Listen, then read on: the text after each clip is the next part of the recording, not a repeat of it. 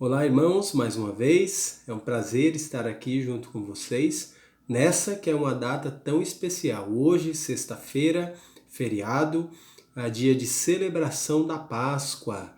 Na história de Cristo, seria o dia em que ele é levado à cruz.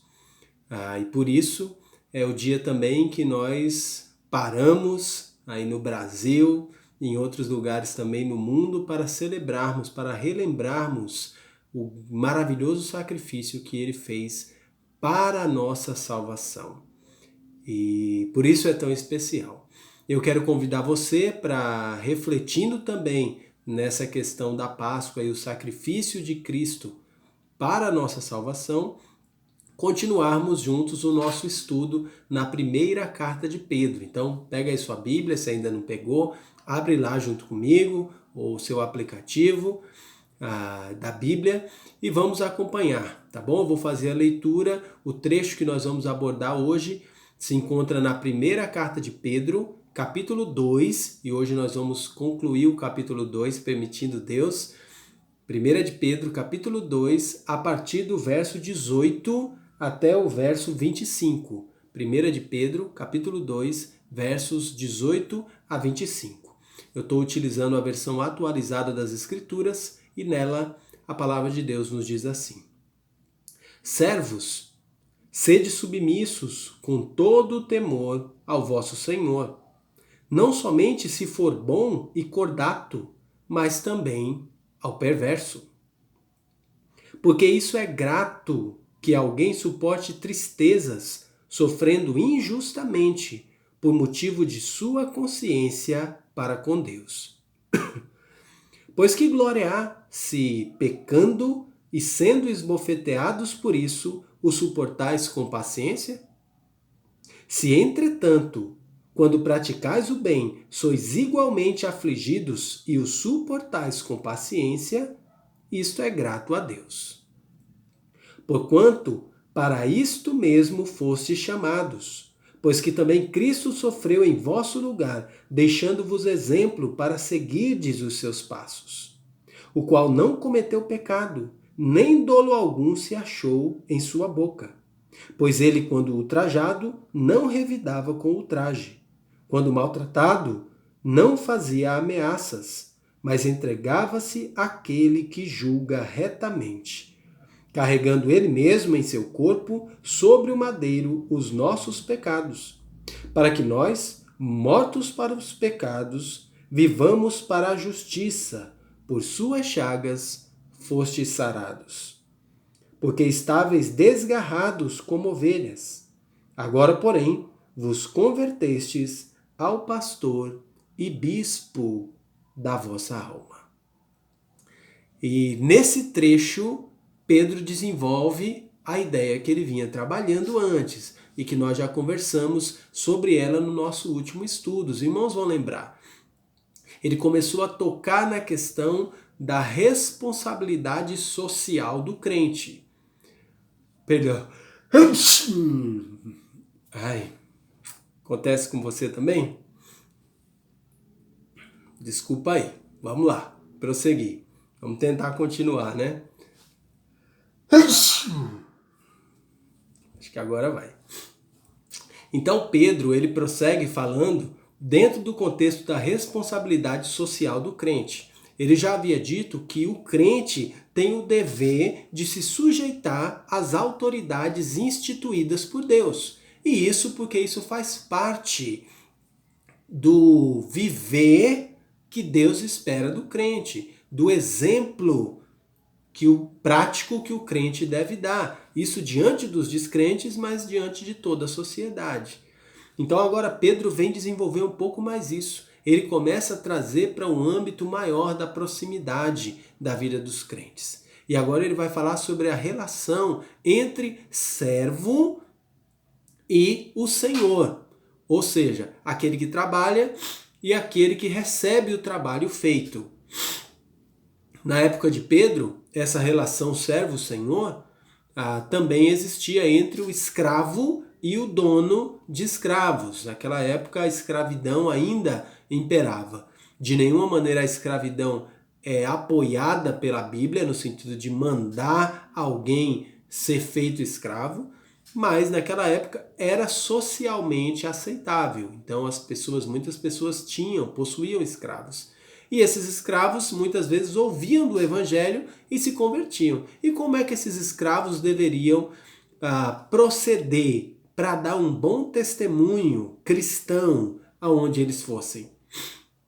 Então, não só aí nessa relação de escravo e senhor de escravo, mas também, logicamente, os princípios se aplicam para hoje no relacionamento empregado e patrão.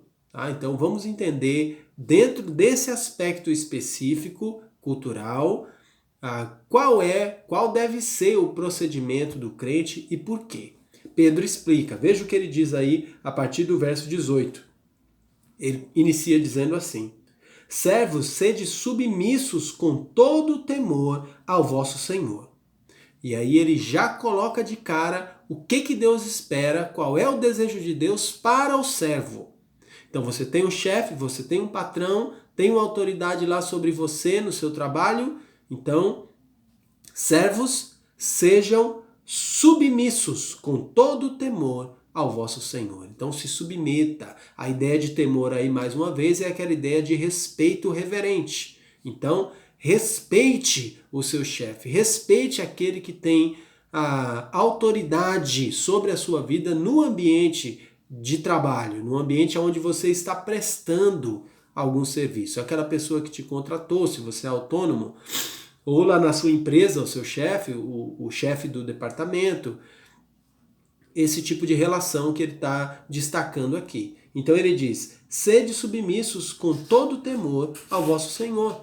E aí ele explica que essa é a expectativa de Deus, Deus espera que você faça isso, mas não só se o seu patrão, se o seu senhor for uma pessoa bondosa, te tratar bem, valorizar o seu serviço, te recompensar por trabalhar bem, te elogiar. Ele fala, não. Se ele fizer isso, amém, que bom que fez. Sirva a ele de maneira sujeita, com todo temor, né? De maneira honrada. Valorize essa relação que existe entre vocês. Mas se ele for um servo, se ele for um chefe, se ele for um senhor, um patrão ruim, você também deve se submeter com temor a ele. Veja o que ele diz aí na continuação do verso, né? Ele diz assim: não somente se for bom e cordato, mas também ao perverso, aquele que te trata mal, aquele que você trabalha, rala por ele e ele, além de não te parabenizar e não considerar, não valorizar, ainda trata você mal, fala que você não sabe trabalhar, fala que você não vale nada. Ele diz, se submeta a ele. Não é porque ele trata você mal ou porque te distrata que ele deixa de ser o seu chefe, ele continua sendo o chefe. Enquanto você trabalha naquele lugar, enquanto você permanece ali, você precisa reconhecer a posição que ele ocupa e se submeter com todo temor a esse Senhor. Veja aí, ele explica um pouco mais. Pedro desenvolve um pouco mais essa ideia. Ele diz assim, porque isso é grato, que alguém suporte tristezas, sofrendo injustamente por motivo de sua consciência para com Deus. Então Pedro diz, isso acontece, deve acontecer na vida do crente, no exemplo de prática de vida do cristão, porque isso agrada a Deus. Não o fato de alguém ser maltratado injustamente, mas sim o fato do crente suportar os maus tratos injustos que são feitos contra ele. E suportar isso de uma maneira digna, de uma maneira louvável. Sem se rebelar, sem se irar, sem xingar, sem brigar, sem gritar, sem partir para cima. Quando o crente faz isso, suporta com paciência a injustiça que é feita sobre ele, Deus se agrada. Veja aí o desenvolvimento dessa ideia, como Pedro faz. Verso 20. Pois que glória há se, pecando e sendo esbofeteados por isso, o suportais com paciência? Se, entretanto, quando praticais o bem, sois igualmente afligidos e o suportais com paciência, isso é grato a Deus. Eita, o nariz aqui não está dando trégua, né? Mas Pedro continua dizendo, ele diz, olha, se você está fazendo coisa errada e alguém vai lá e te castiga, sois esbofeteados porque está fazendo o que é errado, então não recebeu o que merecia. Agora, se você está sendo esbofeteado sem ter feito nada de errado e resiste isso com paciência, suporta isso pacientemente por motivo da sua consciência diante de Deus, como ele diz aí sim, isso é grato diante de Deus. Deus se agrada. Deus se agrada de ver você reagindo da maneira que Ele deseja que você reaja. Não se agrada de ver você sofrer. Ele se agrada porque Ele entende que você sabe que tem um Deus e que essa sua fé é verdadeira. Você sabe que Deus não vai ver isso e ficar sem fazer nada. Você acredita que o seu superior, que é Deus, vai agir em seu favor. E isso agrada a Deus. Ver fé verdadeira, ver prática de vida que combina com as palavras, que combina com aquilo que a gente diz, que está lá no fundo do coração. Só quando existe essa prática que combina com o que falamos é que a nossa fé se revela verdadeira e agrada a Deus. Pedro fala um pouco mais dos motivos, do porquê Deus espera isso de nós. Verso 21, ele diz assim, porquanto para isto mesmo fostes chamados, pois que também Cristo sofreu em vosso lugar, deixando-vos exemplo para seguirdes os seus passos. Então Pedro começa a explicar que o motivo de Deus querer que um crente suporte essas aflições, ainda que injustas, de um patrão, de um senhor, onde ele está prestando um serviço e que está tratando ele mal, o motivo de Deus se agradar quando o crente suporta isso sem perder a cabeça é porque o crente se identifica com Cristo. Ele diz, olha, foi assim que Cristo fez. Cristo, ele sofreu em vosso lugar, deixando exemplo para seguirdes os seus passos. E a ideia de exemplo aí é a ideia de modelo. Então, quando tem uma palavra escrita num cartão, e aí você coloca aquele papel vegetal e você vai copiar aquela palavra, o mesmo traço, para imitar a letra daquela pessoa. Então você está usando aquilo que já está escrito como padrão, você quer fazer exatamente igual. É a mesma ideia aqui. Cristo veio e deu o modelo.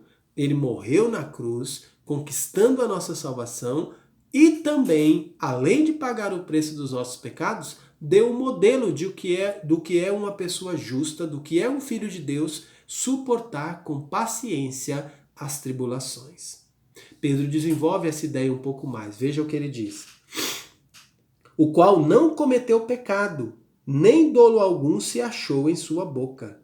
Pois ele, quando ultrajado, não revidava com ultraje. Quando maltratado, não fazia ameaças, mas entregava-se àquele que julga retamente. Percebe como o que Jesus fez não foi porque Jesus era louco ou não sabia revidar ou não podia fazer nada. Quando Jesus passou pelo sofrimento que passou, quando ele enfrentou a cruz do Calvário, ele tinha todo o poder de Deus, que ele é Deus. Só que ele preferiu não agir assim. Ele preferiu não revidar da mesma maneira. Quando eles estavam xingando Jesus, quando estavam maltratando, ele ficou calado. O profeta Isaías vai dizer, como ovelha muda diante dos seus tosqueadores, ele não abriu a sua boca. Então ele sofreu com paciência, e o texto explica o porquê. Porque ele entregava-se àquele que julga retamente. Lembra quando Jesus foi preso? Foi levado lá pelos líderes judeus, foi levado para Pilatos. Ele foi entregue para Pilatos pelos judeus. Depois Pilatos entregou Cristo para Herodes. Depois Herodes entregou de volta Cristo para Pilatos. Depois Pilatos entregou Cristo para os líderes religiosos e para o povo para ser crucificado. Mas o texto diz que Jesus entregou-se àquele que julga retamente. Então Jesus se entregou a Deus. Ele disse, eu estou indo para lá, estou indo para cá, estão me jogando para lá e para cá, mas eu me entrego a Deus. Eu sei quem é o meu Pai. Eu sei o que Ele pode fazer por mim. Nada disso que está acontecendo comigo vai passar em branco diante do Pai. Ele vai agir do jeito dele, na hora dele, na hora certa e eu posso confiar. Essa foi a maneira de Cristo nos dar o exemplo para que possamos enfrentar dificuldades semelhantes. Ele diz aí no verso 24 ainda: carregando ele mesmo em seu corpo sobre o madeiro os nossos pecados, para que nós, mortos para os pecados, vivamos para a justiça. Por suas chagas fostes sarados. E aqui vem uma boa explicação desse significado da Páscoa. O sacrifício expiatório substitutivo de Cristo. Sacrifício expiatório significa Cristo morreu para o pagamento, o cancelamento das nossas dívidas diante de Deus. Essa é a expiação, é o fechamento da conta. E substitutivo significa Cristo morreu na cruz para substituir aqueles que confiam nele. Então ele estava me substituindo lá. Se você confia nele, ele estava substituindo você ali naquela cruz. É por isso que quando Pedro fala sobre o sacrifício de Cristo aqui no verso 24, ele diz assim: carregando ele mesmo, falando de Jesus, em seu corpo, no corpo de Jesus, sobre o madeiro, os nossos pecados. Então Jesus estava lá pagando pelos preços dos meus pecados. Eu sei que sou um pecador. Eu conheço os meus pecados. E por isso eu sei pelo que Jesus estava pagando lá. Porque ele estava pagando pelos meus pecados, os que eu já cometi desde que eu nasci até hoje e os que eu ainda vou cometer até quando eu morrer. Não porque eu quero pecar, mas por causa da minha fraqueza. Então Jesus morreu pelos meus pecados. Morreu pelos seus pecados se você confia nele. E morrendo pelos meus pecados, ele cancelou toda a minha dívida com Deus. E morrendo pelos pecados daqueles que confiam nele, se você confia nele pelos seus, ele cancelou toda a sua dívida, se você é um desses que confia em Cristo, assim como eu. Então ele diz, morreu pelos nossos pecados, nós que confiamos nele, para que mortos para os pecados vivamos para a justiça, por suas chagas fostes sarados. Ele explica então, Pedro explica que Jesus não só morreu pelos nossos pecados, mas para cancelar as nossas dívidas, mas para nos dar uma nova vida, para que vivamos para a justiça, vivamos diferente, vivamos do jeito que Deus manda viver, vivamos do jeito certo, sem precisar revidar, sem precisar rebater, sem precisar bater, criticar, gritar, espernear, porque temos um Deus maravilhoso que olha por nós. Veja como Pedro explica isso mais uma vez no final desse trecho, no verso 25. Ele diz assim: porque estáveis desgarrados como ovelhas, agora, porém, vos convertestes ao pastor e bispo da vossa alma. Pedro explica que através das chagas de Jesus, através do sofrimento dele, nós fomos sarados. As feridas de Cristo foram a nossa cura. Só porque Cristo sofreu o que eu precisava sofrer, agora eu não precisarei mais sofrer. E assim é a beleza da salvação. Estávamos vivendo aí desgarrados como ovelha, como diz o profeta Isaías, como ovelhas que não têm pastor, mas Cristo fez a diferença na nossa vida. Ele diz aí no verso 25, né? Vos convertestes. A ideia de vos convertestes é vocês foram na direção dele, colocaram toda a sua confiança nele, fizeram dele o seu Deus. Vos convertestes ao pastor e bispo da vossa alma.